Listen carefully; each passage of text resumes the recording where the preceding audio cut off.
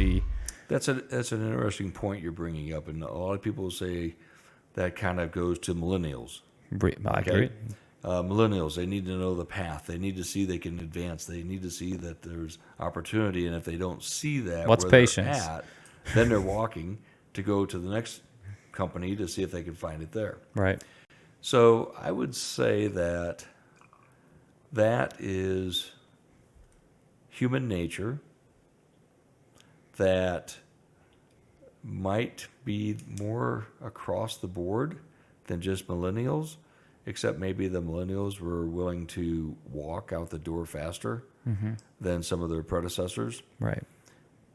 But it's also incumbent upon their bosses to realize, hey, if we're going to bring everybody in here and in 5 years they're all going to be at the same spot, and then 7 years they're going to be at the same spot, and 10 years they're going to be at the same spot, your hiring process is probably somewhat flawed. Yep. Because going back to what you said earlier, 20% of the people, you can pick the number, you can pick a percentage, typically are the key movers and shakers in a company. Right. And they're the role models in many ways. Sometimes they're having to be those that push and pull. But if you're hiring everybody the same and you're not hiring those to become the 20%, right, your company's not going to do well in a few years. And so you need to hire a mix of those that you have a pretty good sense that if we develop them well, they're going to rise to the top and help continue on with this company. And others will leave because it's they're going to leave anyway. You can in many cases they will. Yeah. In many cases they will. But I think it's incumbent upon leaders to look at all those they bring in and work with those that report directly to them to ensure that there's a development path that matches the talent and the drive of the individuals they're hiring. Right. You have to have both. That makes perfect sense. You can't, no free lunches, and also don't hold down the people that are trying to do everything for you.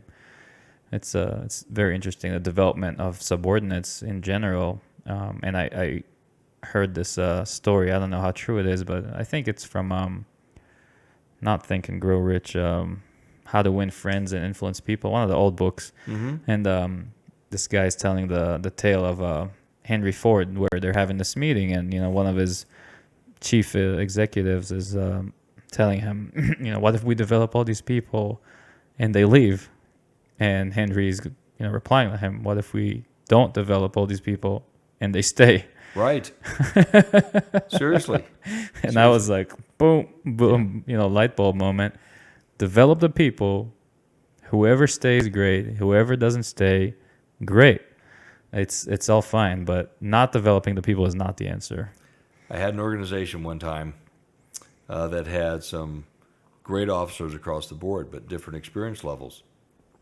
And because of the different experience levels and the job, the environment they found themselves in now, that experience and their leadership added up to make it to really point to who should be in charge.